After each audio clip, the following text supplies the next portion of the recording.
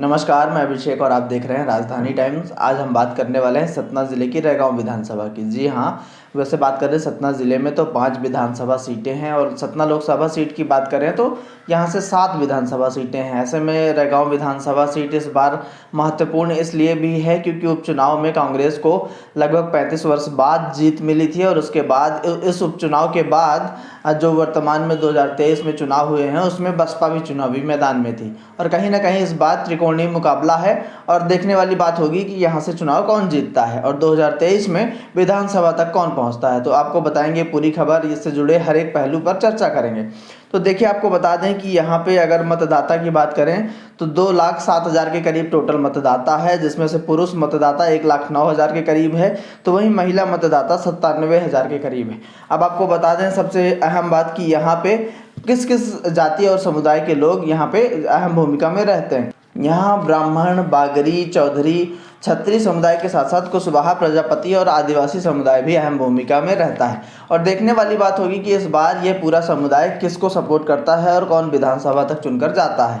अब आपको बता दें कि यह बीजेपी की एक परंपरागत सीट रही है। यहाँ से जुगल किशोर बागरी जो विधायक रहे हैं, कई वर्षों तक विधायक रहे हैं। हालांकि कहा ये भी जाता है कि इसमें बीजेपी की परंपरागत सीट तो रही है, पर कहीं ना कहीं जुगल किशोर जो बागरी थे उनका एक अहम रोल था, अहम अस्तित्व था और उन्होंने ही इस विधानसभा को बीजेपी के लिए अपने अस्तित्व वाली बनाई थी। और कहा यह भी जाता है कि एक बार जब चुनाव 2013 के चुनावों में पुष्पराज बागरी यानी जुगल किशोर बागरी ने अपने बेटे को चुनावी मैदान में उतारा था तो उस बार उनको हार मिली थी। कहीं ना कहीं इसके पीछे यह भी कहा जाता है कि जुगल किशोर बागरी का जो चेहरा था उसके कारण यहाँ पे जीत मिलती रही। इसमें बीजेपी और किसी पार्टी का लेना देना उतना नहीं था जितना एक व्यक्ति विशेष का चेहरा था। बहरहाल इस पर चर्चा करेंगे कि आखिर क्या चीज़ें हैं क्या नहीं हैं, लेकिन सबसे अहम बात आपको बता दें कि यहाँ के जो सियासी समीकरण हैं वो क्या कहते हैं, पिछले चुनावों में कैसा रहा, कौन जीता कौन हारा, क्यों जीता क्यों हारा, उस पर भी चर्चा करेंगे और अंत में आपको ये बताएंगे कि यहाँ से विधायक चुनकर कौन जाने वाला है। एकदम कन्फर्म और सटीक जानकारी आपको देने की कोशिश करेंगे। तो आपको थोड़ा सा इतिहास के बारे में बता देते हैं कि 2003 में यहाँ से जुगल किशोर बागरी चुनाव जीते थे, तो वहीं दूसरे नंबर पर उषा चौधरी बीएसपी की रही हैं। मतलब बीएसपी का रोल आप यहीं से समझ जाइएगा कि, और आगे भी हम आपको बताएंगे जो डेटा उसके आधार पर आपको पता लग ही जाएगा कि यहाँ से बीएसपी का यानी बहुजन समाजवादी पार्टी का कितना रोल रहा है और है भी वर्तमान में भी। 2008 की बात करें तो बीजेपी के ही जुगल किशोर बागरी फिर से चुनाव जीते थे और उषा चौधरी बीएसपी दूसरे स्थान पर रही हैं और यह देखने वाली बात होगी। और 2013 बसपा यहाँ से चुनाव जीती थी, उषा चौधरी यहाँ से चुनाव जब जीती थी उस बार पुष्पराज बागरी को हमने आपको बताया कि पुष्पराज बागरी इनके बेटे जुगल किशोर बागरी के बेटे को टिकट मिला था। ऐसे में इस बार ये 2023 के चुनाव में भी कहा जा रहा है कि कहीं ना कहीं त्रिकोणीय मुकाबला होगा। 2018 के चुनाव की बात करें तो जुगल किशोर बागरी फिर से एक बार चुनकर आते हैं और उनको टिकट मिली और जब उनको टिकट मिली तो वो फिर जीत कर आते हैं और विधानसभा तक पहुंचते हैं। और यहाँ से कल्पना वर्मा दूसरे नंबर पर कांग्रेस की रही हैं 2018 चुनावों की बात करें तो। और फिर 2021 में जुगल किशोर बागरी जी का निधन हो जाता है और उस पर उपचुनाव होते हैं और उस उपचुनाव के दौरान कल्पना वर्मा कांग्रेस चुनाव जीतती हैं। 35 वर्षों बाद ये सफलता कांग्रेस को हाथ लगती है और यहाँ से बीजेपी प्रत्याशी प्रतिमा बागरी दूसरे स्थान पर रहती हैं। और कहीं ना कहीं इसके पीछे की वजह जो प्रतिमा बागरी भी बताती हैं और वहाँ की जनता भी बताती है कि बसपा चुनावी मैदान में उपचुनाव के दौरान नहीं थी और कहीं ना कहीं इसी का फायदा कांग्रेस को मिला है और कांग्रेस वहाँ से जीत कर आई है। बहरहाल इस बार यानी 2023 के चुनावों की बात करें तो इस बार तीनों ही पार्टियां चुनावी मैदान में है। यहाँ तक कि बिंद जनता पार्टी से रानी बागरी भी चुनावी मैदान में है। कहीं ना कहीं त्रिकोणीय मुकाबला तो है ही यहाँ और थोड़ा बहुत वोट रानी बागरी की तरफ भी शिफ्ट होता दिखाई देगा। ऐसे में देखने वाली बात होगी कि यहाँ से चुनाव कौन जीत कर जाता है। बहरहाल आपको बता दें 2018 के चुनावों की अगर बात करें तो 2018 में जब चुनाव हुए थे तो बीजेपी के जुगल किशोर बागरी चुनाव जीते थे जिनको 65,910 वोट मिले थे। और वहीं कांग्रेस की कल्पना वर्मा की बात करें तो 48,489 वोट पाई थी। कल्पना वर्मा यहाँ से वर्तमान में विधायक भी हैं, लेकिन कहीं ना कहीं इस बार जो विधायक के प्रति नाराजगी वहाँ पे देखी जा रही है क्योंकि बहुत कम समय रहा है उपचुनाव के बाद ये चुनाव 2023 होने का, लेकिन इस दौरान भी जनता के प्रति आक्रोश है।